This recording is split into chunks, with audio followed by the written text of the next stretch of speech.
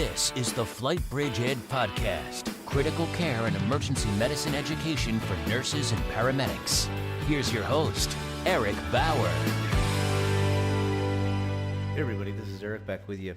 Today we're going to jump into a quick podcast. I know 2 podcasts ago I talked about dopamine and Levophed, and I said we're going to continue with that series, and we are. I just felt like this was an article that I read, had some debate, discussion regarding this with Alan Wolf, and we just had kind of a good conversation about the different aspects of this study and, you know, pros and cons and things like that. I thought it was a good way to discuss these concepts, and so I thought it was a good way to put out a podcast regarding passive oxygenation and the new studies that have been published recently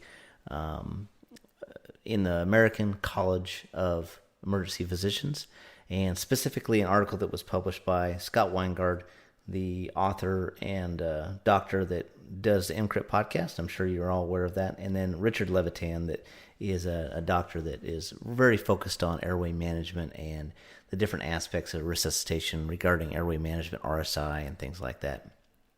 So some interesting things that they bring up in this study that I just wanted to bring to you guys. I think that we can all learn from, again, critical care medicine, emergency medicine at the MD level. And that's the whole focus of this podcast, is to bring that type of care down to the pre-hospital EMS HIMSS industry. Because I think that we can apply these concepts in the same ways that they do. The first thing that we have to understand is, what is passive oxygenation? And we've talked about this in previous podcasts, but essentially we need to provide oxygenation in a way that optimizes alveolar filling, nitrogen washout, nitrogen release, in an attempt to bring up our PO2 as high as possible during our RSI procedure. And we've learned that providing back valve mask ventilations to these patients only causes further problems.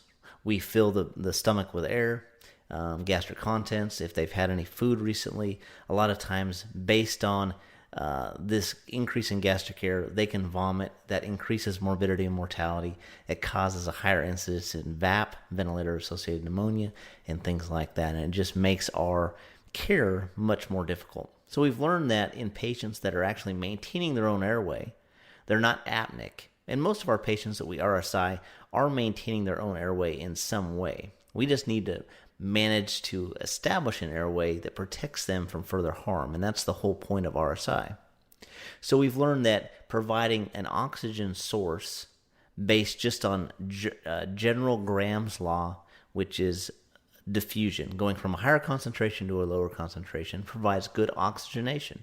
So we do this in 2 ways. We provide oxygenation with a non-rebreather mask at 15 liters per minute. We hook that up to one oxygen source, and we also provide it with a nasal cannula. And we hook that nasal cannula up to a second oxygen source. That gives us approximately 60% FiO2. Now, there's some argument, and this is one of the debates I was having with Alan Wolf, of how much does a nasal cannula actually provide. This literature in this paper actually states that you can provide up to 15 liters per minute with a nasal cannula. But the problem that I have with this, and again, I'm not going against what Scott Weingard and Richard Levitan are saying, but for applying this to a pre-hospital setting, a normal nasal cannula can only provide 8 liters per minute. I mean, that's what the literature has always stated. That's a maximum of 50 to 60% FiO2.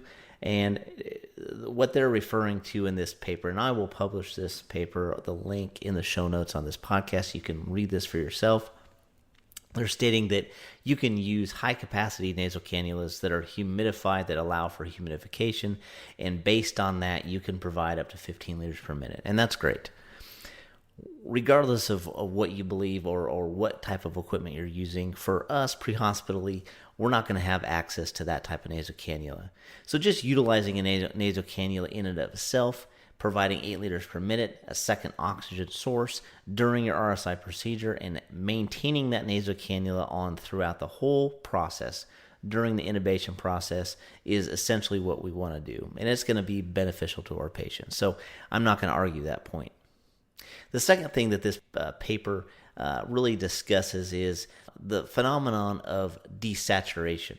and ways that we can optimize this to where we're not having that desaturation. And one of the concepts that they discuss is using BiPAP, or non-invasive positive pressure ventilation, during the procedure to provide good alveolar recruitment and optimizing that PO2 as high as possible. And I think that this is a great way. This is another thing that I was discussing with Alan, and we were emailing back and forth and having this conversation, and he brought up a great point, and I fully agreed that that's not really applicable to our setting. We can't bring the ventilator to the bedside. We can't bring the ventilator to the bedside and in the back of an ambulance prior to an RSI. So that really doesn't fit our setting or our situation. Another thing that we have to remember is what we're trying to provide. We're trying to provide nitrogen washout. We're trying to displace the nitrogen that's left in our alveoli during normal breathing. Remember, we have 78% nitrogen that makes up our atmospheric air. We have 21% oxygen. So it's the dominant gas. But nitrogen is also something that maintains our PEEP. That's what's left over after our oxygen is diffused through the alveolar capillary membrane. But in an RSI situation, we want to try to cause a high pressure of oxygen in that alveoli, which displaces that nitrogen. Remember, nitrogen is a very dense gas. It doesn't diffuse very, very readily. So we have to optimize that by improving the amount of oxygen, improving the FiO2 to 100%. And in the acute phase, in an RSI situation, that's exactly what we want to do. We want to optimize this. We want to cause nitrogen washout, which is going to increase our PO2.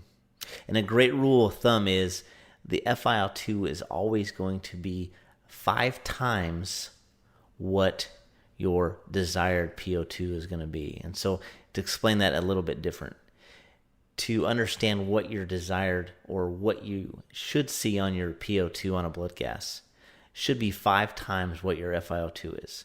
So if you're delivering 100% FiO2 to your patient, multiply that by 5, and that should give you a PaO2 or PO2 of 500. Now, obviously, that's in a normal homeostasis. But that is exactly what we're trying to do. We're trying to drive up that PO2 as high as possible to give us that time during the RSI procedure. The other thing that I found very, very interesting in this study was the use of paralytics. And they looked at the use of paralytics and they identified, does one paralytic give a patient a better outcome? And what I mean by a better outcome is, does it provide any difference in the time the patient has to desaturation during this procedure? And they found a huge difference. So they compared succinylcholine and they compared rocuronium. And this was done in a separate study. But they cited this study, and what they found was a big difference. In patients that were given rocuronium, the patients desatted in 378 seconds, which is about 6.5 minutes. In patients that were given succinylcholine, those patients were desatted in 283 seconds, which is about 4 minutes. So there was about a 2.5 minute difference in desaturation based on just the paralytic that they were given. Now we know that succinylcholine is a depolarizing neuromuscular blocking agent. It essentially binds with that neurosynaptic junction. That acetylcholine fills those neurosynaptic junctions and it causes massive muscle firing. So this is probably why this causes a quicker desaturation, because you have to understand, if it's firing all those muscles firing are utilizing and consuming oxygen. So that is reducing our O2 stores. With rocuronium is a competitive neuromuscular blocking agent. So essentially it blocks those neurosynaptic junctions from getting filled with acetylcholine. It doesn't allow for any muscle firing. Based on that, it's going to reduce O2 consumption, and it's going to limit that. And so your available stores of oxygen are going to remain higher. So to me, I found this very, very big as far as providing what we could utilize this for in our clinical practice. Now, if you know me and you've heard me lecture on this, I'm a big component on we shouldn't do anything different based on the paralytic we give. I fully feel comfortable giving rocuronium to a patient that I'm RSIing for initial paralyzation. Absolutely. We'll do this exact same things with that patient in comparison to a patient I'm giving succinylcholine with. I'm going to use the same equipment. I'm going to use the same techniques. If I miss the first attempt, I'm going to do the same thing. I'm going to change something on the second attempt. If for some reason I can't get the intubation, I'm going to use a backup airway, just like I would with succinylcholine, just like I would with rocuronium. And you could argue the same thing with vecuronium. There's a lot less side effects with rock than there is with succinylcholine. And so for me, I'm starting to lean towards rocuronium being the best paralytic to use in the pre-hospital environment based on all of the different things that it provides to our patients. So I will put this study in the show notes. Please read it. It's a really good read. Obviously, if you've listened to Scott Weingard's podcast, you know that he is the patriarch to critical care podcasting. Again, he is what inspired me to start the FlightBridgeED Podcast and bring that level of education to the pre-hospital environment. So I'm constantly learning from him and trying to apply the concepts that he brings to the table to our environment, to the HIMSS industry and pre-hospital environment. I think this is a great article, great things that we can apply to our practice. So that's all I have for this podcast. Again, thanks so much for the following, and I will talk to you soon. This has been a production of the FlightBridgeED Podcast, leading the way in pre-hospital critical care and emergency medicine education.